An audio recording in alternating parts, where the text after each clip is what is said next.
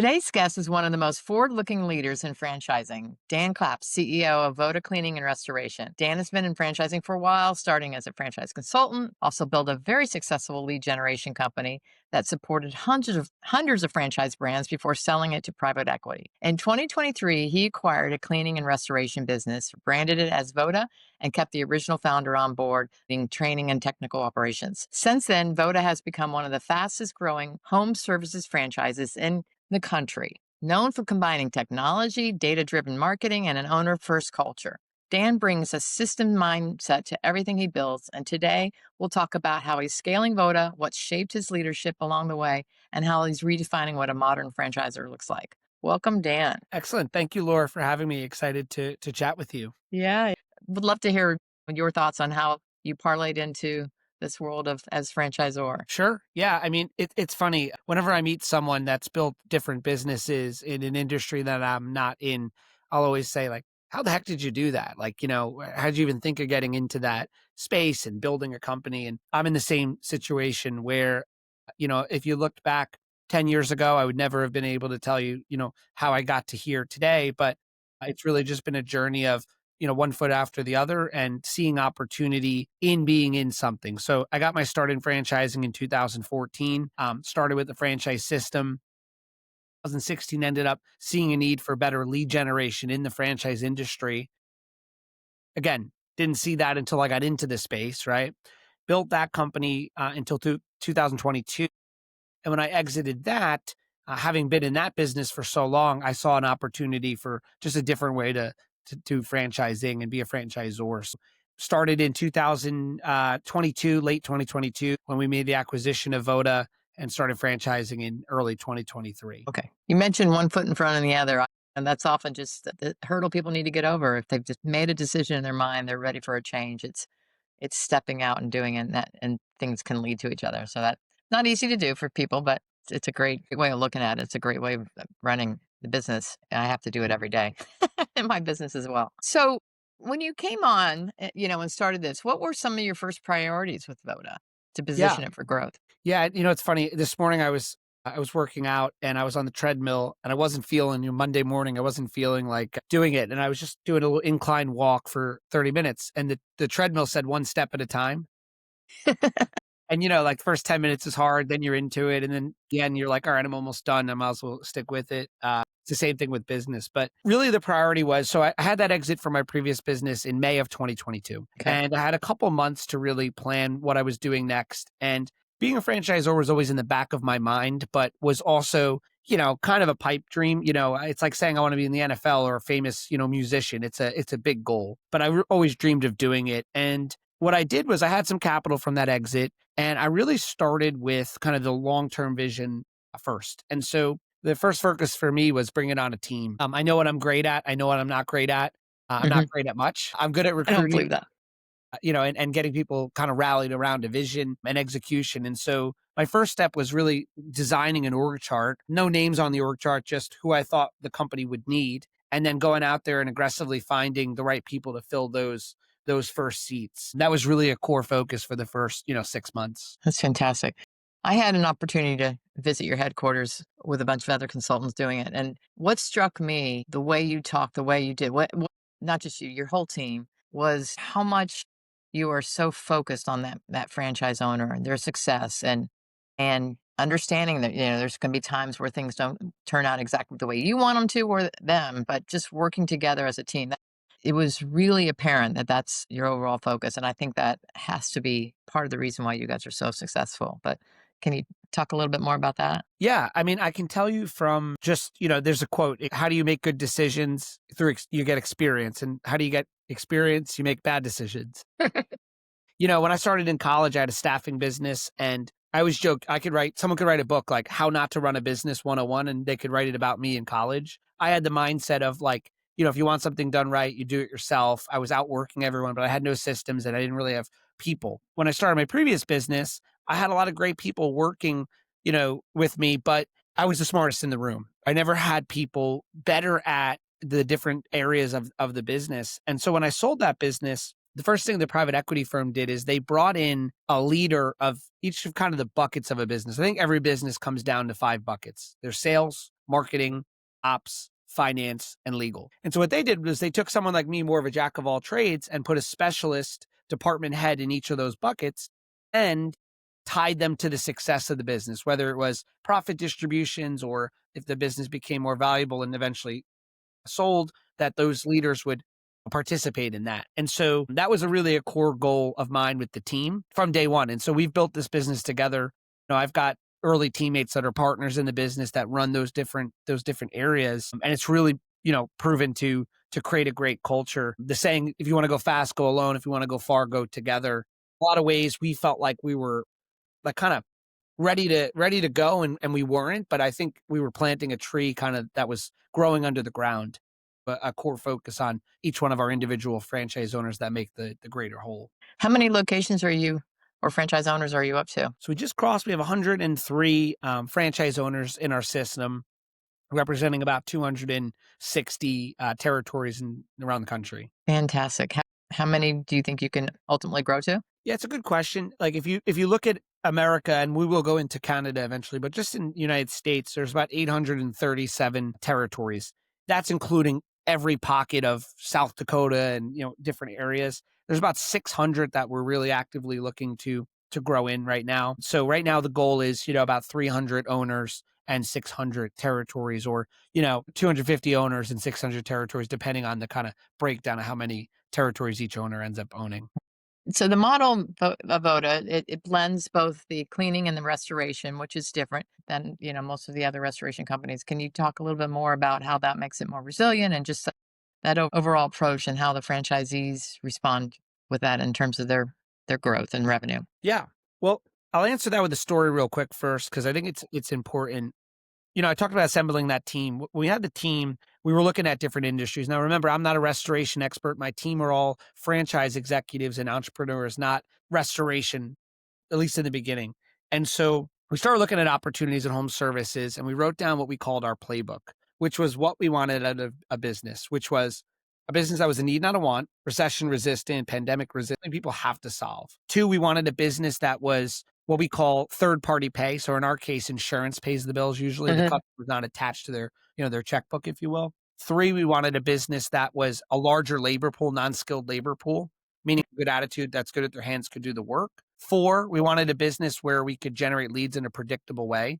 And then five, most importantly, was an industry that wasn't a fad, meaning restoration, whether it's a mom and pop or a different, restoration franchise, the average unit volume and unit economics have always been strong.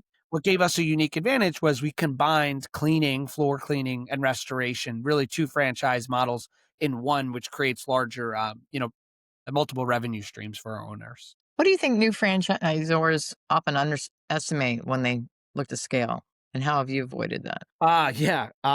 It's way harder than you think, especially at the beginning. You really have to ensure that, I mean, you're taking on 5, 10, 15 individual people, their life savings to grow a business. And so really, obviously put that priority on yourself. And you also have to understand that yes, we all want every market to be the same and you spend X dollars and you do these different things, but each market is different. And you have to have the ability to listen to your franchise owners and understand that every scenario isn't the same. As much as you want it to be, there are unique uh, challenges and opportunities and strengths of each owner. Really, kind of while we're creating a pretty dialed in system, you have to understand that these are franchise owners that each have different needs. And then the second I would say is, at least if you want to do it right, it's going to take more capital than you probably thought it would. It certainly did for me. Our projections were probably 50% less than what it ended up taking to do this the right way, which is, Okay. really investing in people. Yeah, yeah. What would you say are some of the key systems, and even rhythms that you built into the Vodal model? Yeah. I mean, it starts with a good franchise development process. Mhm. You really have to define first who's a fit for your brand and really be hyper focused on that and kind of block out anyone that isn't. Starting with consultants like yourself, we're only looking for these people, and these, give them to us, but not everyone. We just want the people that fit this mold. Communicating that through the development process, because at the end of the day, we're only as strong as our strong franchise owners. And it doesn't mean that everyone isn't strong for different things, but they're strong for our business. They fit our avatar. So really defining that. And then when someone gets into the system, I think the most important thing is the onboarding. We have a really dialed in onboarding experience because that's where all the major training happens. And Right. then after that, that first year is pivotal, right? If people are going to struggle or do well, it's all about that quick ramp. And so, really focusing on that first 6 to 12 months with the franchise owner, the other years are just as important, but really getting that dialed in has been important for us. That's fantastic. We've talked about what that owner looks like, the mayor of the town, but can you elaborate a little bit more on that? Yeah, like for us, it's someone that loves to network. They love people. I always say home services is inevitably a people business. If you're not a Hmm. people person, you probably don't want to be in a people business. So it's someone that loves to network and build relationships. And when I say the mayor of the town, it's not just the mayors out there kissing hands and Right. or sorry, shaking hands and kissing babies. They're also solving problems. They're making connections. They're doing things in their community. That's what we mean by the mayor of the town. Because as much as we do in the legal digital the digital lead generation front, we still Okay. need that local community builder. Absolutely. Yeah. No, I get it. So any other like I guess stories that you may have on some of your franchisees that maybe surprised you as they onboarded that maybe grew faster than you thought or ones that started slower and grew bigger than they thought they would. Oh, yeah. I mean, our first ever franchise owner, gave us his life savings. He believed in us. We didn't have any franchisees. He bought one territory. In our item 19, we have top producers their first year at $1 million. And, he actually fit into that bucket. He was gritty. And he's still gritty and he's the mayor of the town and he follows the system, but he also innovates and we listen to him because we don't know everything. Yeah. But you asked about, what I would do. I'll tell you what I would do going back. If I were to Okay. start over, we built the kind of the rails of really good financial reporting for our franchise owners. We do their bookkeeping. We could see their profit and loss and coach them that way. It took me till now to really dial in reporting though. And I Hmm. think looking back, I would have done that. We would have done that sooner. Yes, easier said now than Right. before. But what I'm finding now is to give you an example, a lot of times an owner will say, the marketing's not working. But then we'll look at the data in the reports and we'll say, actually, you're getting a great return. I hate to say it, but you're actually just not spending enough. The money's working. You're getting, you're spending $1 and get X dollars back. You just need to actually invest a little bit more into that. I think like leading with data and, kind of proof of concept that it's not us telling you the marketing's working, but more so here's the facts, has really proven to take away kind of the emotional feeling of, no, it's not working. This lead didn't answer. Well, no, this is how much you spend and this is how much you made. And so you're actually doing great. And then just to kind of piggyback on that, now we're able to say, Laura, if you were a franchise owner, hey, I know you might not feel like you're doing great, but here's where you are 6 months in. And here's where the top producers were when they first launched at 6 months. So if you're doing better, it's like you're actually doing great. A lot of times Yeah. you just have to be told That's that. helpful. Yeah, no, that's helpful. Interesting you bring that up because I mean, I've been doing what I've been doing for 11 years now and moved to a new CRM. And I've realized just some of it, I don't have the reporting that I want. And I know, and that has evolved my need of reporting. So to have a powerful company behind that can truly hone in on what are those key metrics because again like I said I know some basics but when I start getting more detailed reporting it does help you see the picture see what it takes understand the process understand the timeline but yeah no it's interesting in terms of your the rapid growth and the trend I know it probably started a little bit slower but is it just success breeding success and you do a lot in terms of content out there and I'm sure that brings in people but how does that help with the overall message with Voda and the growth of Voda. Well, it's interesting. I always say like you can award 20 or 30 franchise owners in 2.5 years with, I hate to say it, but with good sales process. You don't award 100 in 2.5 years without, yes, a good sales process, but more importantly, validation, unit economics, proof that's, a validation of the concept, and so for us, it's always been a hyper focus on, we have 20 people at corporate. We had them way ahead of this many owners. We're bringing on people now that, like, give you an example, just brought on a CFO, went to Cornell, NYU MBA, was a consultant in New York City, high level investment banker. He actually led Dunkin' Donuts sale for $12 billion. When I first started talking to him, even family, like my fiance was like, why do you need someone like that? And she's great. She always believes in the bigger picture, but like, why would you bring someone like that so Yeah. early? Like, well, we don't want to operate like $100 million company. We want to operate like $1 billion company. So we got to bring that person in ahead of needing them. And that's always proven to, there's something about bringing someone in ahead of when they're needed and you're in the trenches together and you can build something. And then when you are actually do need them, they know all the little intricacies of the business from, yeah, again, I would have brought him in from the beginning if I would have done it differently, but at least from, 2025 and beyond, his ability to make decisions from an intuitive place comes from being here and being on the ground level when we get bigger. And so, we brought him in, and really what the goal is we were hyper focused on top line. How do we help our franchisees do more revenue? And that's not because we make a royalty. It's just our thought was the more they do in the top line, the better they'll do. Bringing him in really got us more focused on let's look at every individual location's gross profit margin and below the line and really coach them to be as profitable as they can.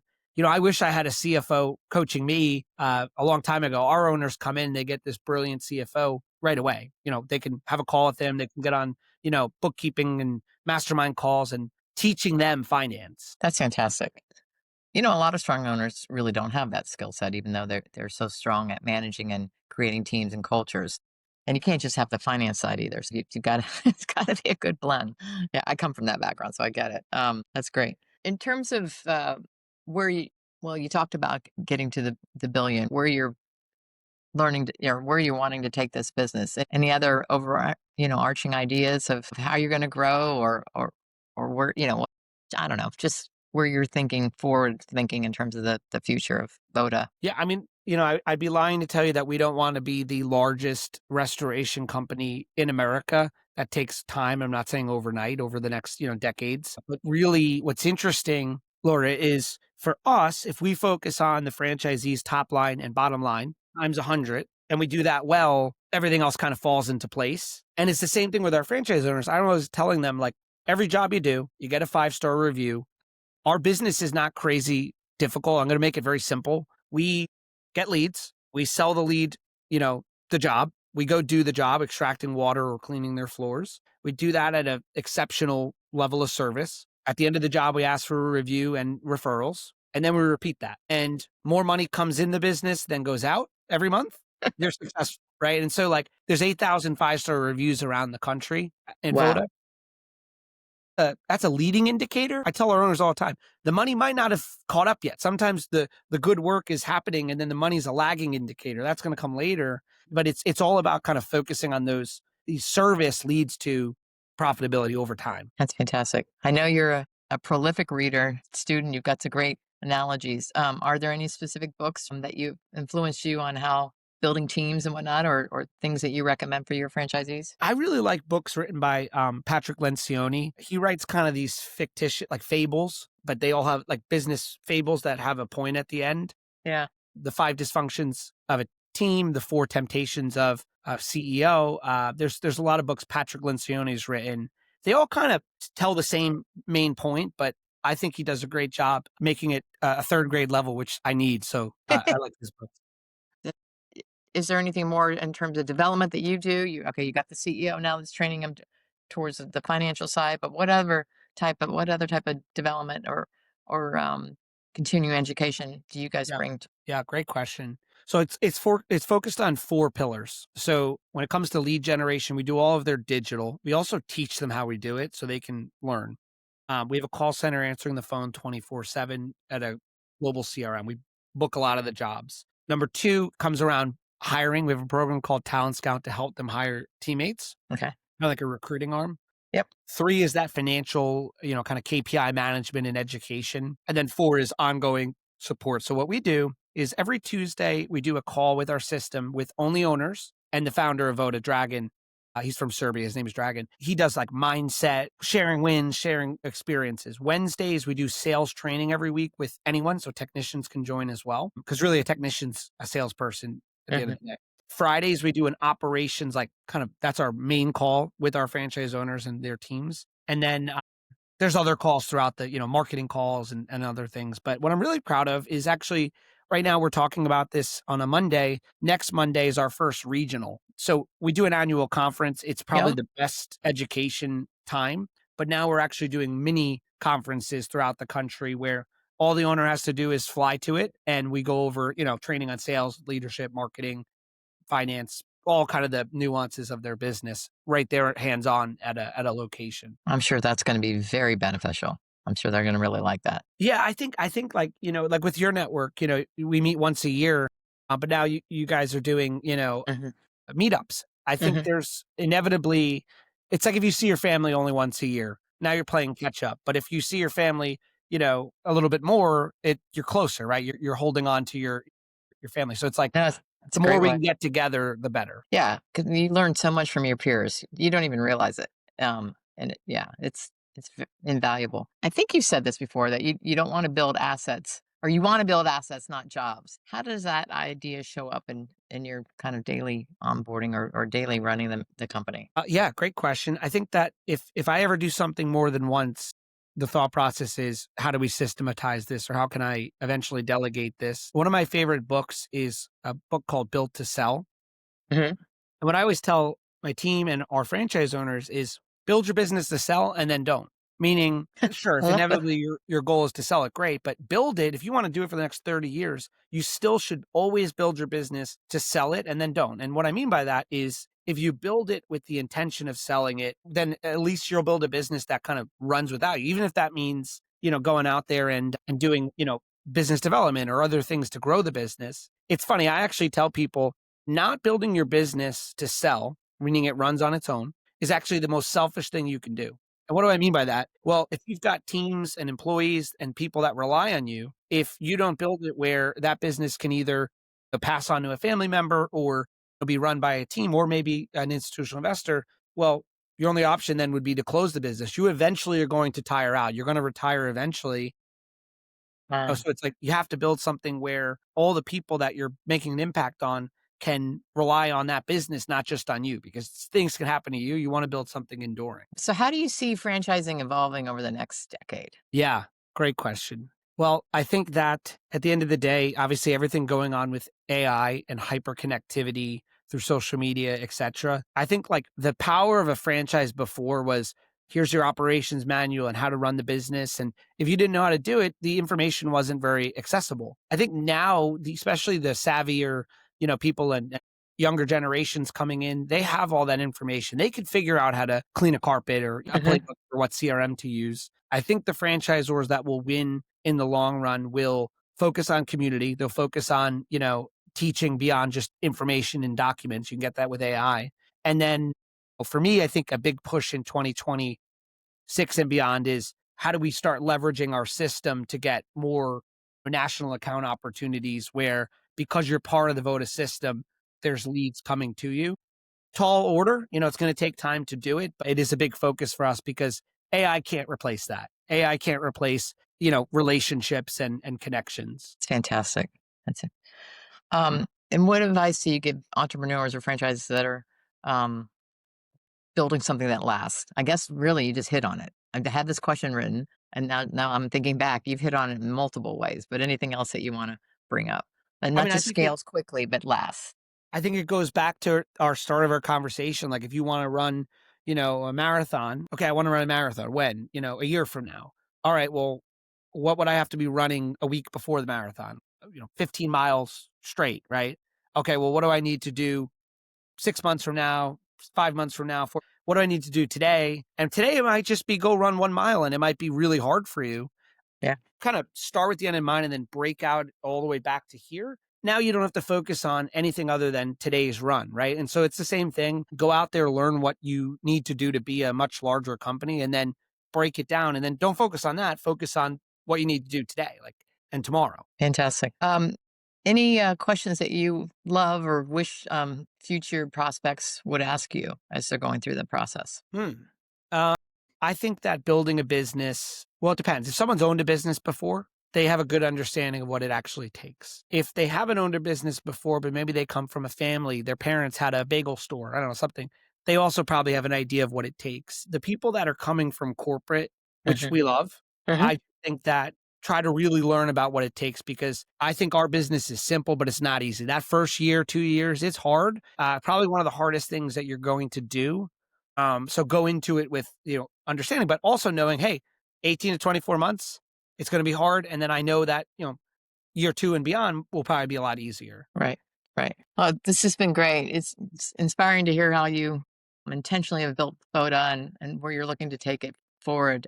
Any other words of wisdom that you want to share with prospective investors? I mean, if Or they're listening to your podcast, they probably have a desire to own a business. My advice is same thing. Reach out to you, take a step. You may talk with them and help them realize business ownership's not for them, and that's okay too. You took a Mhm. step. So take one step, reach out to you or whoever and just start learning. Fantastic. Well, thanks again so much. Look forward to seeing you again, and maybe we can do this a year from now and see how many locations you're up to. Sounds great. Thanks again. Okay.